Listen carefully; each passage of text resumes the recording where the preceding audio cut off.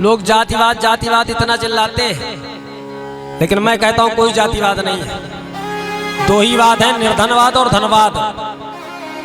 धनी व्यक्ति की भला कोई जाति हो बता दो आप। अपने को लगाने वाले जितना भी चाहे जितना बताएं, धनी व्यक्ति हो चाहे जिस कास्ट का हो, बैठ के रोटी और पानी सब करते हैं, खाते हैं। और निर्धन की जाति देखी जाती है, चाहे वो ब्राह्मण हो चाहे क्षत्रिय हो चाहे वैश्य हो, अगर निर्धन है उसी की जाति होती है भैया। धनवान की कोई जाति नहीं होती। उच्च कुल में सुदामा जी का जन्म है, उच्च कुल की सुशीला है, लेकिन दरिद्र होने के कारण कोई भी अपने घर में नहीं बुलाता, कहीं प्रवेश नहीं मिलता, कोई भी दान नहीं करता। भैया लोग दान भी उसी को करते हैं जिसका पहले से पेट भरा है।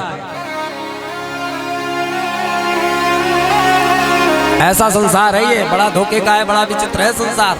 हम जहां आसक्ति करे बैठे, भंडारे में लोग उनको भोजन कराते हैं जो चकाचक गाड़ियों से उतरते हैं।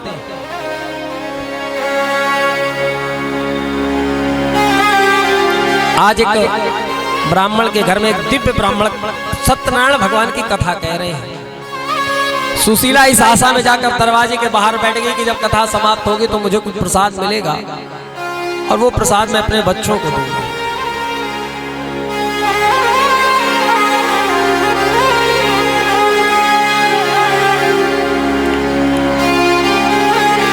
महाराज कथा चल रही थी तो इस भय में बैठी रही कि अंदर गई तो कोई भगा न दे। ये है निर्धनता।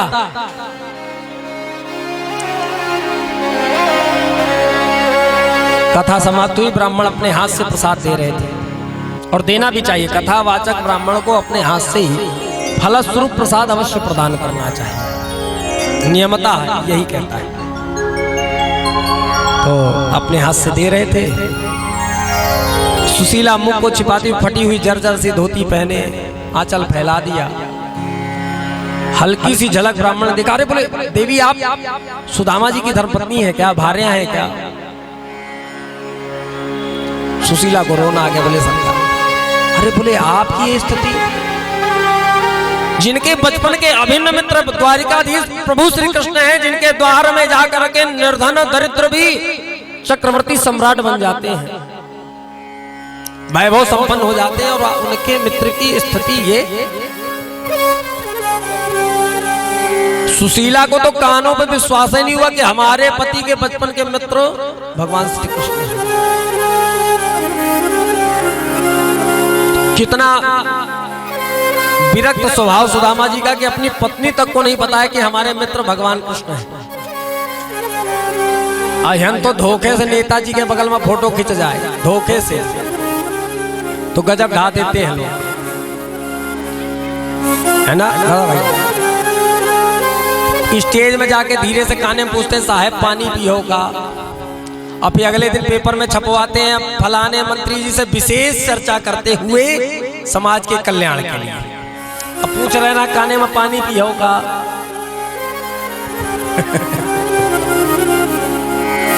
और द्वारिकाधीश प्रभु के मित्र हैं सुदामा जी, लेकिन कभी नहीं बताया अपनी पत्नी तक को। लौट करके आई भगवती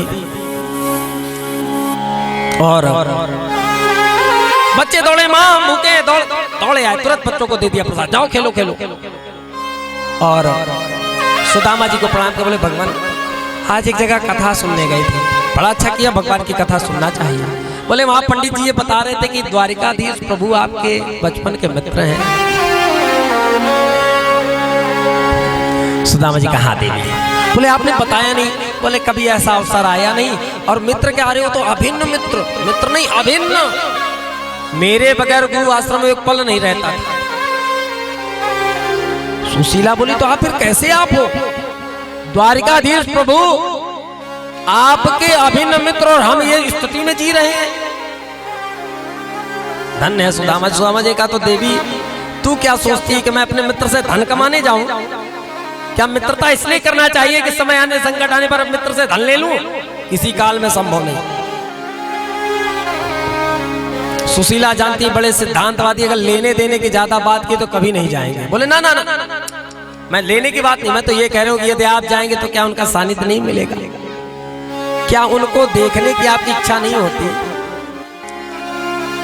प्रेम अश्रु बहने लगे सुदामा जी के। बोले उसको देखे तो जमाना हो गया देवी, अब तो सुनता हूं बड़ा राजा हो गया है, महलों में रहता है, पता नहीं उसे मेरी याद भी होगी कि नहीं होगी।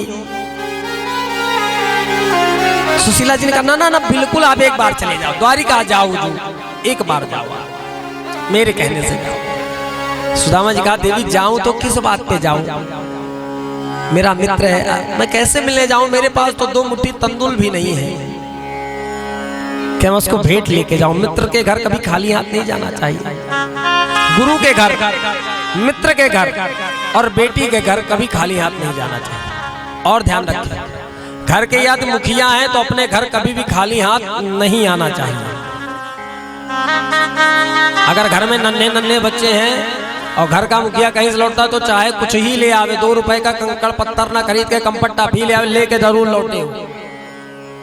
घर में बहुत से बाल गोपाल भगवान आपकी प्रतीक्षा में बैठे हैं। जो घर का मुखिया खाली हाथ लौटता है जीवन भर खाली ही रहता है, इसलिए घर में कभी मुखिया को खाली हाथ नहीं लौटना चाहिए।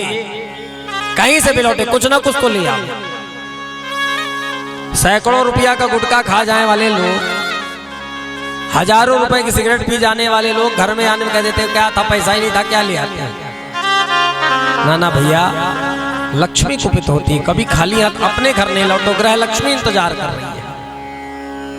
इसलिए बेटी के घर, मित्र के घर, अब दोस्त की बात नहीं कर रहा हूं, जो कहा था हमारे दोस्त आए, दोस्तन के कुछ ना ले जाओ, नहीं सब दोस्त है, दोस्त हुई जी। मित्र जो सच्चा मित्र है वो सदैव तुम्हारे साथ तत्पर खड़ा है, तुम्हारे हर सुख दुख में, उस मित्र के घर कभी खाली हाथ नहीं जाना चाहिए। तो मैं क्या ले जाऊं, मेरे हाथ में तो 2 मुट्ठी तंदुल नहीं है। सुशीला ने कहा तैयार हो, मैं व्यवस्था करती हूं। गई मांगने, मैंने निवेदन किया था ना, लोग भैया उधार उसी को देते हैं जिससे लगता है आगे मिल जाएगा, और जान लिए कुछ देने लायक नहीं तो लोग भीख भी देना पसंद नहीं करते। बड़ा स्वार्थी समाज है। सैकड़ों घर हाथ फैलाया, किसी ने नहीं दिया।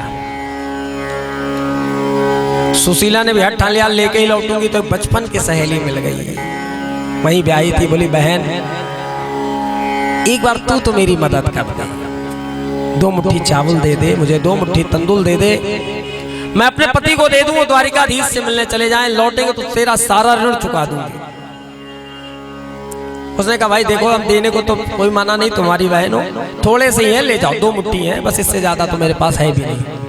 2 मुट्ठी तंदुल लेकर गए। घर पर आई तो अब वस्त्र नहीं था, तो अपनी धोती को फाड़ दिया।